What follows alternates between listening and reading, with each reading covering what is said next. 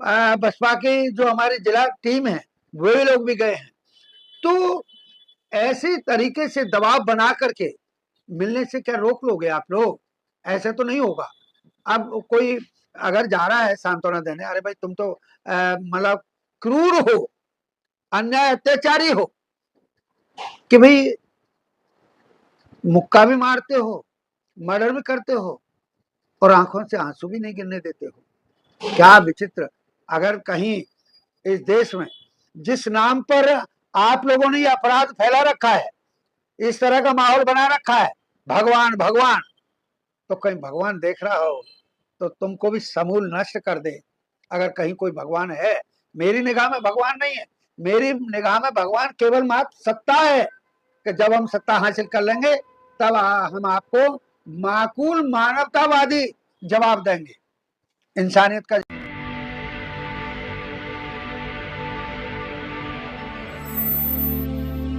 जय भीम। मैं मेवालाल और आप देख रहे हैं बहुजन समय। देश में क्या हो रहा है कि अभी रायबरेली में हरिओम वाल्मीकि को हत्या की कर दी जाती है। वहां राहुल गांधी वहां परिवार से मिलने जाते हैं तो उस परिवार को धमकाया जा रहा है कि राहुल गांधी से नहीं मिलना है। क्या है हो रहा है सर? हाँ, तो वही तो है जो अभी मैंने कहा कि इस देश में ये कल्चर है इस समय, पिटो और पिटाई दो, पिटो और पिटाई दो। परिवार का आदमी भी चला जाए, उसका मर्डर कर दें ये लोग, सरेआम मर्डर कर दें, और फिर उसके बाद हम अपनी जबान से ये भी न कह सकेंगे हमारे परिवार के आदमी का इन्होंने कत्ल कर दिया है। और यदि कोई आदमी संवेदना व्यक्त करने आ रहा है, कोई भी है, राहुल जी हैं और कोई ताहिल जी हैं, कोई भी है, आए तो उनके आने पर भी रोक है। अगर वो सांत्वना कोई दे रहा है, इस पर माने बहन जी का भी ट्वीट हुआ होगा। बसपा की जो हमारी जिला टीम है वही लोग भी गए हैं। तो ऐसे तरीके से दबाव बना करके मिलने से क्या रोक लोगे आप लोग? ऐसे तो नहीं होगा।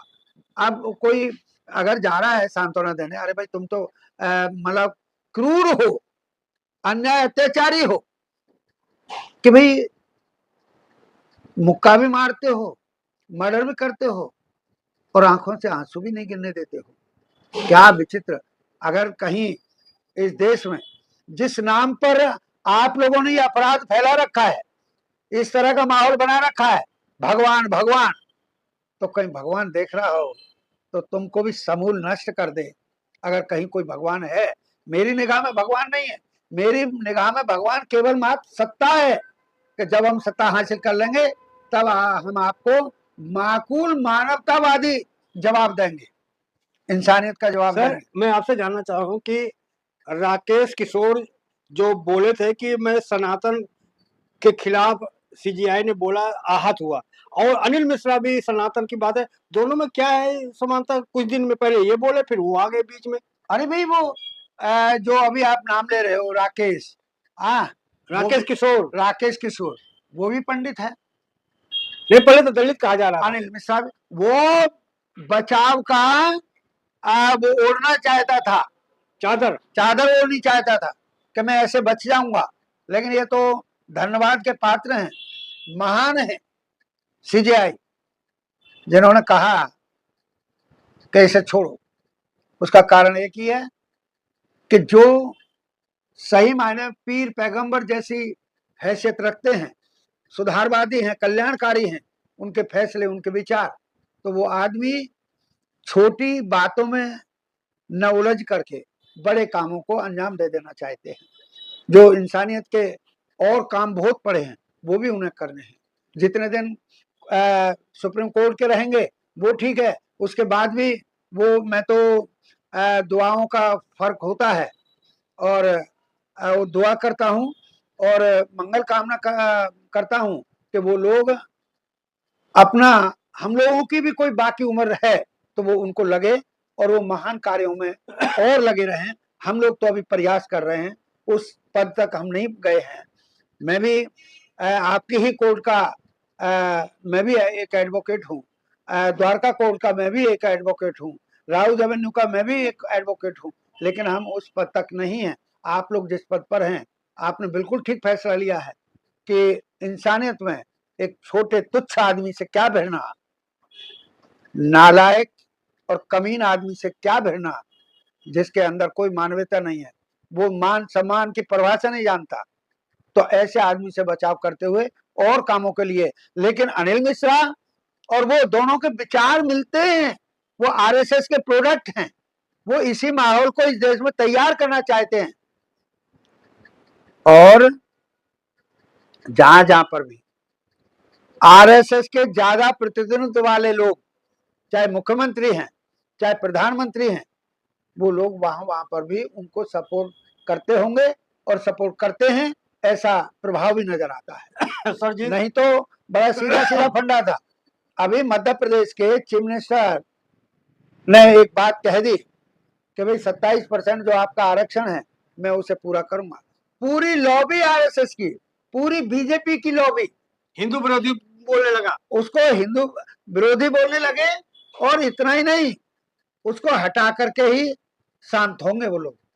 ये तो उनको मोहन यादव जी को समझना चाहिए और उनको ऐसे घर से ठोकर मार करके बाहर जाना चाहिए, जी। मान सम्मान की जिंदगी।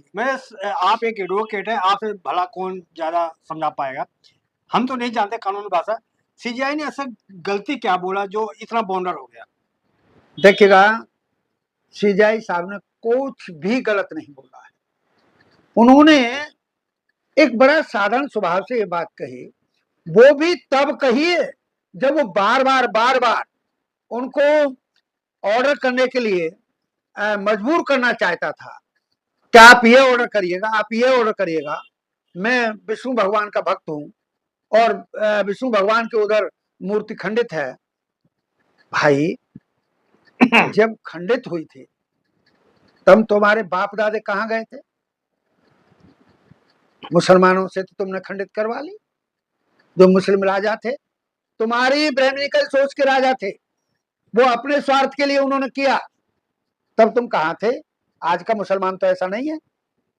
लेकिन अगर वो मूर्ति खंडित हो गई और जब आप बार बार सीजीआई साहब को ऐसा कह रहे हो कि मैं उनका भक्त हूं, आप आदेश करिएगा, तो अगर उन्होंने एक रास्ता आपको सुझा दिया, कौन सा रास्ता? कि भाई ये मेरे परव्यू में नहीं आता है, सुप्रीम कोर्ट के परव्यू में नहीं आता है, ये जो एएसआई के परव्यू में आता है, जो पुरातत्व विभाग है, उनके पास आप जाइएगा। और जब तुम बार बार उनको मजबूर कर रहे हो, तब उन्होंने बड़े साधारण शब्दों में एक बात कही कि भाई यदि आप विष्णु भगवान के भक्त हैं तो जाओ ना। तो ये मजाक उड़ाना हुआ? मजाक उड़ाना नहीं हुआ, उनको सत्यता का आभास करवाना चाहा कि कहीं भगवान नाम की कोई चीज नहीं है। अगर है तो उस दौरान के तत्कालीन इस्लामिक राजाओं को क्यों नहीं रोक पाए वो भगवान? कैसे सोमनाथ मंदिर लुट गया? वहां पर भी तो इन्हीं के वंशज की वो करामात थी कि जो झंडा था सोमनाथ के मंदिर का उसको झुका दिया था, नहीं तो वो जिंदा चला जाते हैं यहाँ से। गौरी सर, क्या मैं आपसे जानना चाहूँगा, क्या हरियाणा में जो मुख्यमंत्री हैं वो डम्मी मुख्यमंत्री है क्या? क्योंकि एक पुलिस अधिकारी पूरन कुमार जो है आत्महत्या कर लेते हैं, लेकिन 9 दिन तक उनकी बॉडी को दाह संस्कार नहीं हो पाता। उसको करे कि जो अधिकारी वो मारने के लिए राजी नहीं थे। देखिएगा, वो कांड जो बड़ा अजीबोगरीब कांड है। आप प्रेस मीडिया के लोग हैं, मेरा तो आप लोगों से अनुरोध है, आप लोगों उस कांड की गहराई में जाएं, जहां से भी कोई भी सोर्सेज मिलता है। और मुझे तो ये भी डर लग रहा है कि जो दूसरा सुसाइड हुआ है उसके तहत बहुत बड़ी कोई साजिश है, बहुत बड़ी साजिश है। नहीं तो 7 दिन तक तो नहीं किया वो सुसाइड। जो डेथ उन्होंने सुसाइड किया सीनियर आईपीएस मिस्टर कुमार ने, तो वो 4-5 दिन बॉडी रखी रही है। और जब परिवार ने अपनी सहमति दे दी कि हाँ भाई पोस्टमार्टम हो जाना चाहिए, तो और वो भी ऐसे नहीं दी है सहमति, क्योंकि हरियाणा गवर्नमेंट ने ऐसा आश्वासन दिया कि इसके तहत डीपली थॉरली प्रॉपरली इन्वेस्टिगेशन होगा और दोषियों को सजा मिलेगी। उसके आधार पर जो उनका मैसेज है, she is also an senior IAS, तो उन्होंने वो फैसला लिया कि भाई सरकार से बड़ा क्या है, और वो भी एक सरकार का पार्ट है।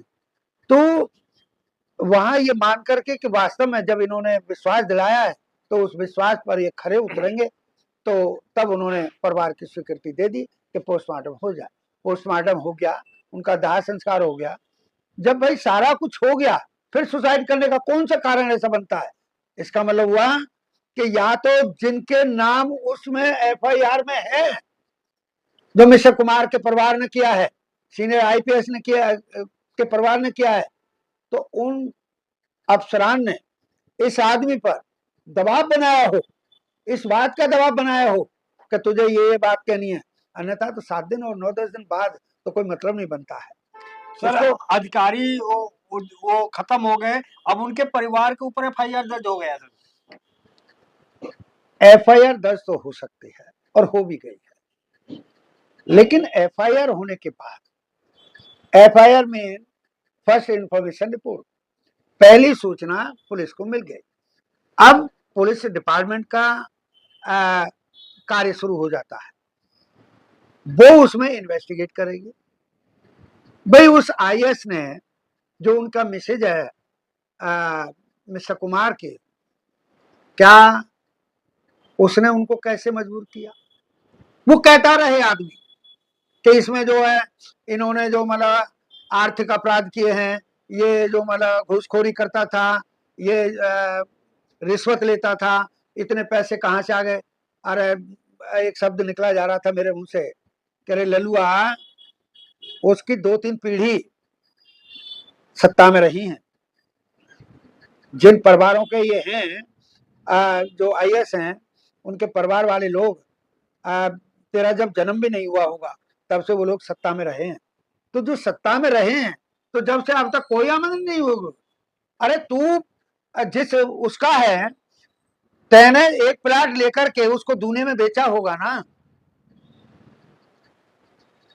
भाई। परिसंपत्ति, संपत्ति, पूरे परिवार की आमदनी का जब आकलन होगा और वो किसी व्यापार में लगा दिया जाएगा, मान लीजिए कोई सरकार के खजाने में हिस्सा नहीं रखता है, बीइंग कोई एजेंट, बीइंग कोई एम्प्लॉय, तो वो पैसा अगर व्यापार में लगता है तो बढ़ेगा नहीं क्या?